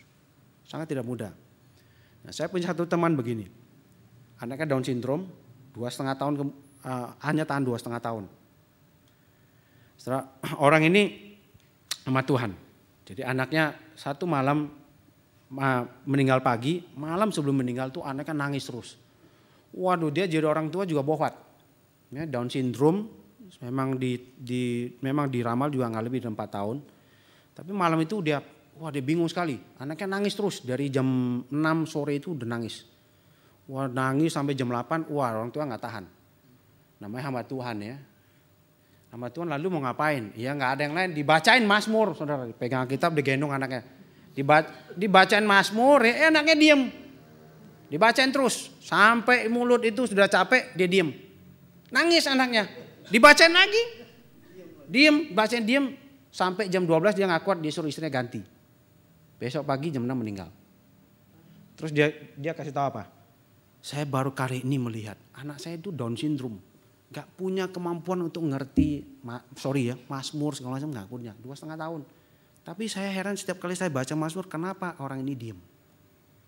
Itu saya dengar itu saya bulu kuduk saya berdiri, saudara. Dia baca juga tidak dalam satu kesadaran, saya harus bacakan ini pasti punya kuasa. Enggak. Dia ada hamba Tuhan tiap hari baca Alkitab. Ya dibacain aja Mazmurnya. Dibacain itu anaknya diam. Berhenti itu. Kalau dia baca, dia cerita dari buku lain, saya nggak tahu, mungkin juga diam. Tapi yang terjadi adalah seperti itu.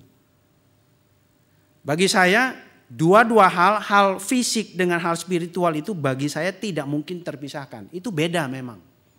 Hal fisik dan hal spiritual itu beda, tapi nggak mungkin terpisah. Manusia nggak mungkin hanya mati fisik, spiritual nggak mati, nggak bisa. Itu harus dipahami. Sehingga kalau hari ini eksplorasi dunia fisik manusia begitu maju dan menemukan begitu banyak hal yang bisa disembuhkan, dunia spiritual jangan sampai terabaikan. Itu real. Bagi kita ya kita harus doakan. Bahkan kalau kita nggak tahu Tuhan di dalam ketidaktahuanku, kalau memang ada hal-hal yang jahat mempengaruhi anak ini, maka demi nama Tuhan Yesus biarlah itu keluar. Iya, saya akan berani lakukan itu. Kalau memang saya merasa bahwa ini sudah sangat keterlaluan. Tidak mudah ya. Tapi bukan seolah-olah anak kita yang setan ya. Itu kan dirasuk setan bukan sama anak kita jadi setan kan lain. Itu perlu dipahami. Kalau enggak itu masih sulit tuh saudara. Nggak mudah ya. Jadi ingat ya, dunia fisik itu betul, tapi dunia spiritual itu satu, kita jadi manusia itu karena ada tanah, debu-debu ini kan debu-debu lagi duduk sama satu debu dari berdiri. Debu-debu terus dikasih nafas hidup sama Tuhan, nafas spiritual. Jadi dua itu nggak bisa dipisah. Harus diingat. Ada lagi. Ini kalau pertanyaan ini sampai jam 12 malam nih. Kita mundurin jamnya. Ya. Ya. Ya.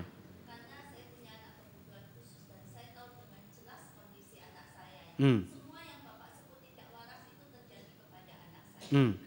Dan masih banyak yang terjadi. Tapi saya tahu persis bahwa anak saya tidak kerasukan setan. Gitu ya. Jadi saya ini, menurut saya yang paling harus kita bedakan yang kerasukan atau enggak itu adalah hubungan kita dengan Tuhan. Jadi kita tahu persis. Karena seperti itu tadi bilang ya tentang tindakannya yang sangat tidak waras ya.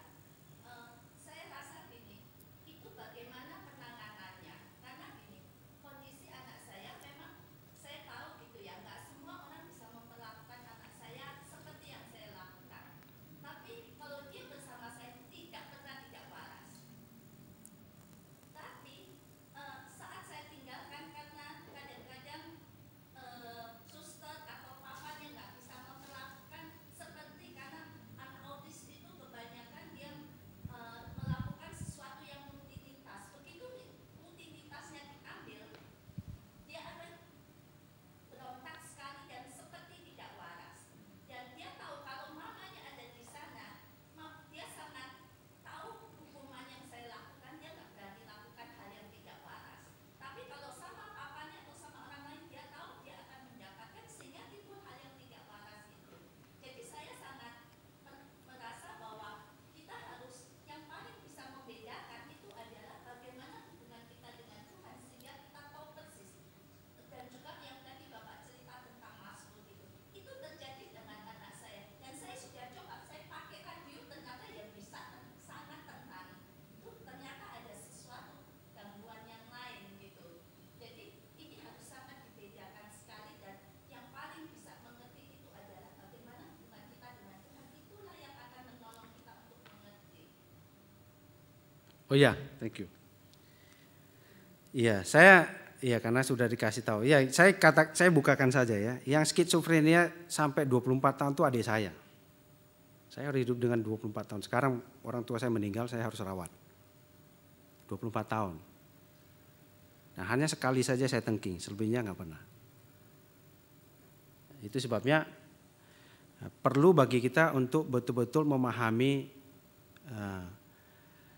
orang yang kita itu kasihi ya. Artinya gini, saya hanya sangat sering saya berpikir begini ya, kalau kita mau jujur ya, kalau kita mau betul-betul menolong satu orang, kita tahu sampai nyawa kita diberikan pun ya belum tentu kita bisa menolong orang itu.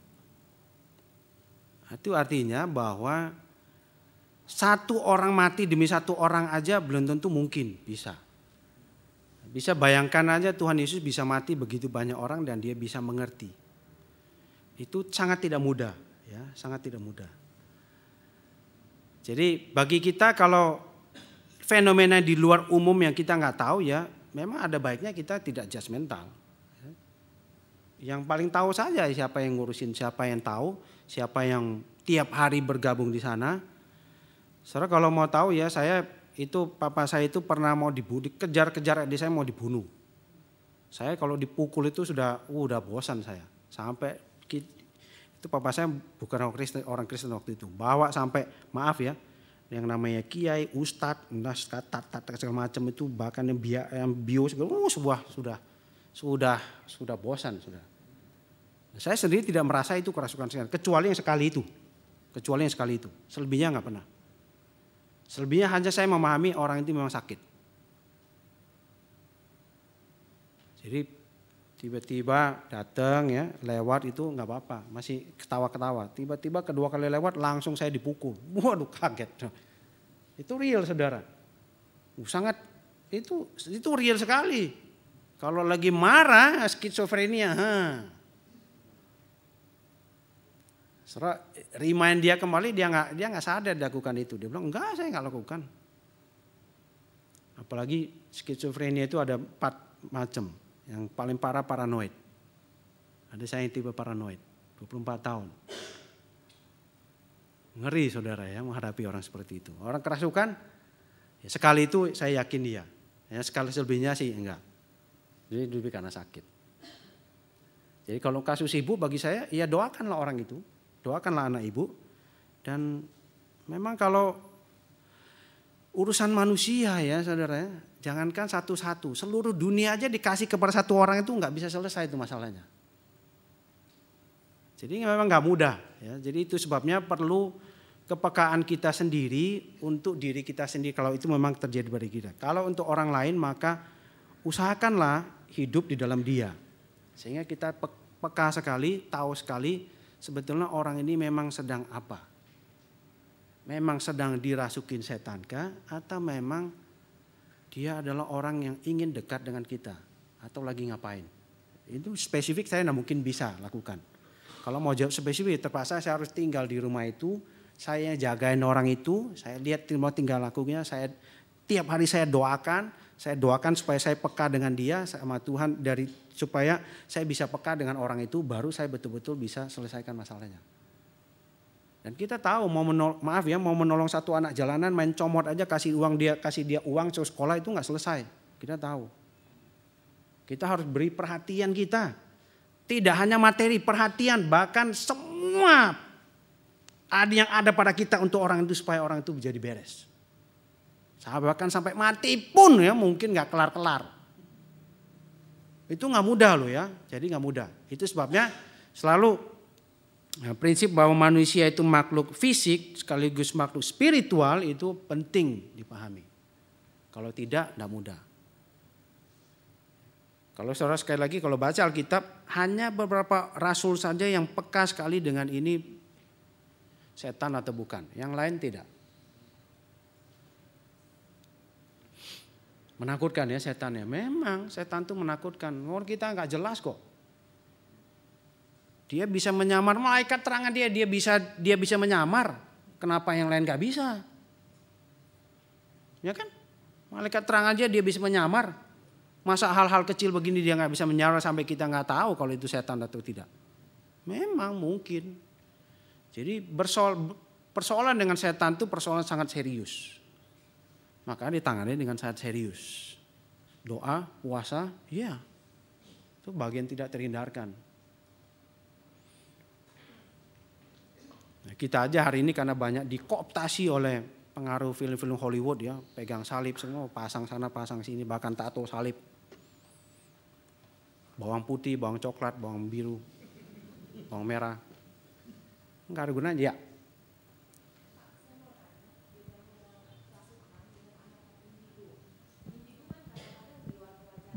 Ya.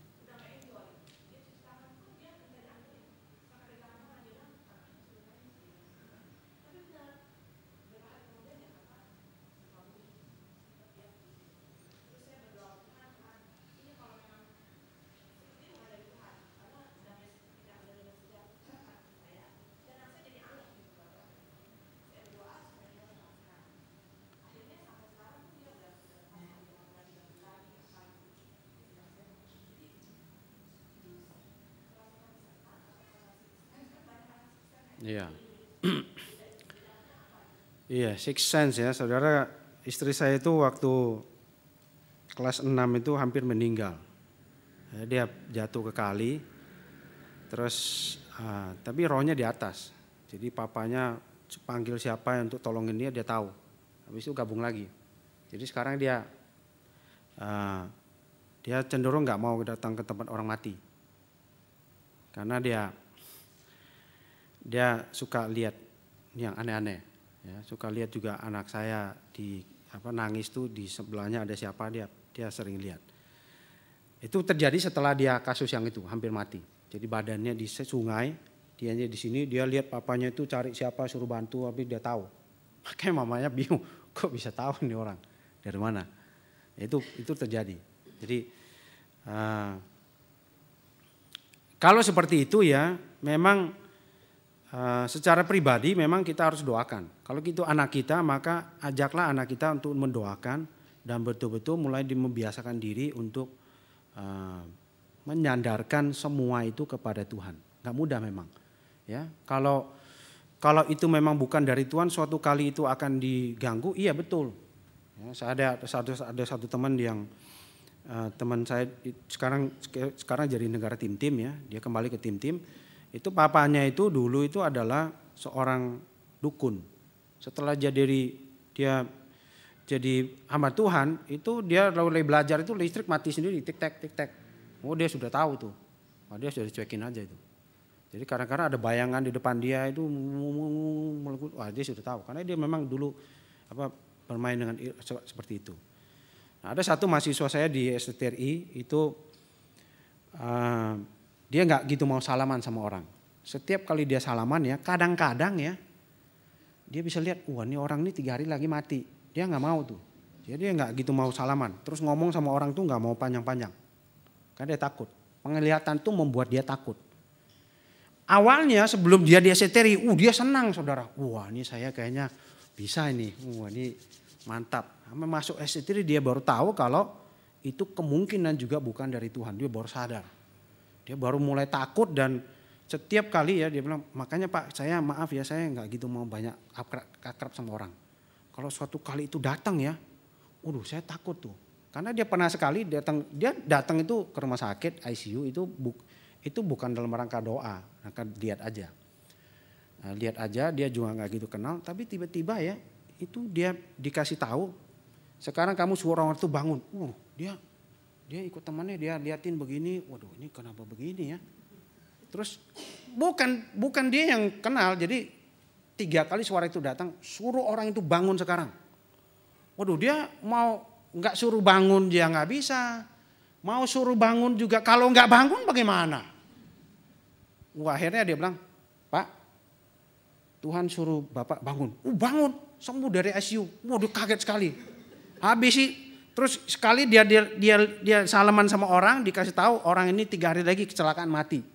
Dia nggak berani ngomong, dia diam aja, mati 3 hari lagi. Sekali lagi ICU sembuh. Akhirnya 2 peristiwa itu membuat dia betul-betul waktu setelah masuk ICU jadi takut, sangat takut. Jadi dia bilang persis seperti yang mungkin agak mirip ya. Dia bilang, saya lihat orang itu ya, kelamaan saya lihat ya, saya tahu tuh orang itu seperti apa. Nanti minggu depan seperti apa. Waduh, saya pikir kamu lihat saya seperti apa? Saya nggak lihat apa-apa, Pak. Saya kan dosennya kan tiap minggu ketemu. Kalau kamu lihat saya apa? Oh, saya nggak lihat apa-apa, Oh ya bagus, jangan lihat apa-apa. Saya juga ngeri. Itu ada.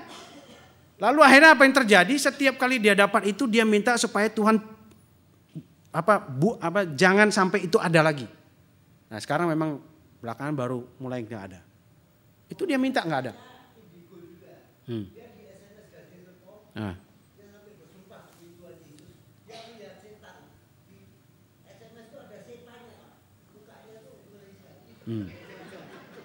Saudara kalau lihat, iya, memang orang-orang seperti itu tidak pernah Alkitab tidak pernah mengatakan tidak dengan hal-hal seperti itu. Ya, Alkitab diam dengan hal seperti itu. Tapi harus diingat orang yang ini satu ponakan yang diangkat dari sepupu istri saya yang diangkat. Minum narkoba, pakai narkoba 5 tahun. Malam besok pagi dia meninggal, malam sebelum meninggal, dia tahu apa? Dia bilang sama ciciknya, "No, itu setan lagi ketawa-ketawa. Ini setan. Semua di ruangan dia tuh pojok-pojok setan semua." Waduh. Itu ciciknya itu ya. Waduh, ini saya ngidap apa enggak ya? Padahal kita tahu setan yang model seperti itu adalah setan karena khayalan dari narkoba. Nggak mudah ya membedakan itu. Dia lihat, itu ada setan satu lagi ketawa-ketawa, satu lagi ledek-ledek. Cicinya bengong, cicinya bukan Kristen, dia juga bukan Kristen. Bengong-bengong, lihat kiri kanan nggak ada ya. Tapi dia kok menghayal sana sini. Besoknya meninggal memang. Itu udah parah. Paru-paru semua udah rusak. Jadi cicinya cerita kepada istri saya. Malamnya dia bilang, "Bista, malamnya tuh waktu si Aim ya lihat tuh semua ruangan tuh semua dipenuhi sama setan." Waduh. Saya bilang itu khayalan narkoba, itu bukan penglihatan beneran. Lagi, seru ya? Ya, sudah lewat loh, ini udah lewat setengah jam, sorry ya. Semoga jemaat gak masalah ya. Yang masalah memang biasanya pengurus. Ya, terakhir ya boleh silakan. Terakhir Pak ya. Ini bicara setan itu seru kok memang. Iya memang. Bicara Tuhan aja nggak semelek ini. Ya terima kasih Pak. Ya. Ini karena bicara doktrin, jadi saya nggak membicarakan yang disampaikan. Tadi ada pengalaman dari anak ibu itu ya. Nah sekarang saya mau cerita pengalaman saya sendiri Pak. Ya. Saya ini terima Tuhan Yesus itu sejak tahun 80-an. Saya dibaptis tahun 85, bukan ikut-ikutan. Ya, memang saya sungguh-sungguh. Nah, setelah saya lulus kuliah, saya kerja, sempat saya menjauh. Ya, karena tugas di luar kota, keliling. Nah, pada tahun 98 saya kembali kepada Tuhan. Ya, saya datang ke Tuhan dengan sungguh-sungguh, dengan hati yang hancur. Saya minta ampun, saya bertobat kembali. Ya, saya masuk dalam satu wadah. Di sana saya masuk dalam pelayanan. Dan pelayanan ini bukan ikut-ikutan, bukan main-main. Saya sungguh-sungguh. Pelayanan misalnya ibadah raya jam 5 pagi, kita harus ngumpul doa persiapan. Ya. Nah dengan berjalannya waktu tahun demi tahun 2004, saat itu saya mengalami satu masalah di kesehatan saya. Ya. Saya nggak sebutnya apa. Nah, saya minta didoakan oleh pendeta saya. Di dalam satu ibadah doa, ya kira-kira seperti inilah. Saya didoakan waktu itu. Nah, saat pada waktu saya didoakan, ya itu bukan pertama kali ya, udah berjalan bertahun-tahun itu saya juga sering didoakan. Ya. Saat itu apa yang terjadi? Saya saat didoakan, ditumpangin tangan, doa kesembuhan, saya rebah, saya berteriak-teriak.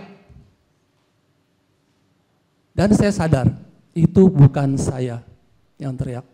Di samping teriak-teriak, tangan saya nggak karuan dah bergeraknya.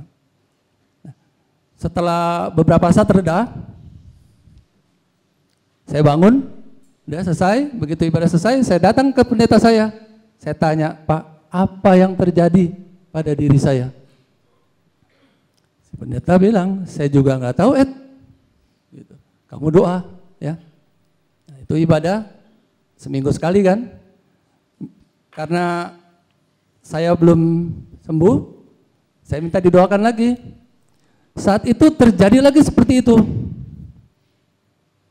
Saya berteriak-teriak, menggelepar-gelepar, dan saya sadar, itu bukan saya. Ada sesuatu dalam diri saya yang melakukan itu. Nah, setelah itu saya dilayani pelepasan. Nah, kira-kira begitu, silakan disimpulkan sendiri. Amin. Tapi nggak sempat kayak orang Gerasa kan ya. Jadi itu namanya, saya tidak tahu ya, tapi banyak yang menceritakan mengenai orang yang waktu kecil itu diserahkan kepada kuasa yang bukan dari Tuhan. Dan yang seperti itu memang harus dilepaskan. Karena itu bukan bagian dari kita. Dan itu kan di luar kehendak kita yang orang tua kita taruh segala macam kita nggak tahu. Jadi yang seperti itu memang harus dilepaskan memang nggak bisa enggak. Jadi dan perhatikan kondisi Bapak sebelum doa itu kan mirip kayak Petrus, melakukan hal yang wajar macam, tapi nggak seperti yang dirasa, ya, nggak tahu sama-sama. Bapak kan kerja masih tahu kalau gajian tanggal segini masih sadar kok, bukan nggak sadar tiba-tiba nggak tahu ngapain kan? Nah iya, jadi sekerasukan seperti Gerasa itu tidak mungkin. Tapi dipengaruhi sampai kita nggak tahu kalau kita sedang melakukan apa yang menjadi pikiran setan seperti Petrus dan Yudas itu bahkan bisa, kenapa tidak? Yudas kan mengkhianati Tuhan bahkan menyerahkan dia. Ya. Oke ya, saya pikir kita perlu tutup nih. Kalau nggak tutup buka terus bahaya. Iya silakan terakhir. Iya. Enggak beda. Kalau stres itu sebenarnya stres itu penyakit yang paling mentok itu skizofrenia namanya. Itu dari beban, entah beban hidup, sekolah, keluarga, terus dari lingkungan, semua sosial. Beban gak kuat nanggung, akhirnya semua ada masalah dengan kondisi fisik kita. Dan itu pasti mempengaruhi spiritual kita, gak mungkin gak. Itu yang adik saya lakukan, stres. Kalau orang normal, orang yang umum bilang itu orang gila. Orang gila itu orang skizofrenia sebetulnya. Ya, yang di pinggir jalan itu karena nggak diurus. Kalau diurus itu baik. Karena siapa yang mau ngurus? Dipasung segala macam itu nggak beres, nggak bisa. Oke? Ya, nanti buka sesi 1, 2, 3, 4 yang susu setan 1, setan 2 sampai setan 4. Ya, saya sendiri karena bukan dari Kristen, jadi saya pengalaman misalnya cari setan juga saya punya, tapi saya tidak akan sharing ya. Hal yang bukan baik untuk di-sharingkan. Mari kita sharingkan dan lebih banyak mendengarkan firman Tuhan, kita puji Dia, karena itulah untuk itulah kita hidup, bukan untuk setan, tapi untuk Tuhan. Ya, mari kita tundukkan kepala, kita berdoa ya. Saya mengundang Pak Chandra Arifin ya, pimpin doa. Ya. Saya undang jemaat kita bangkit berdiri semua. Sekalian kita akan tutup dengan doa.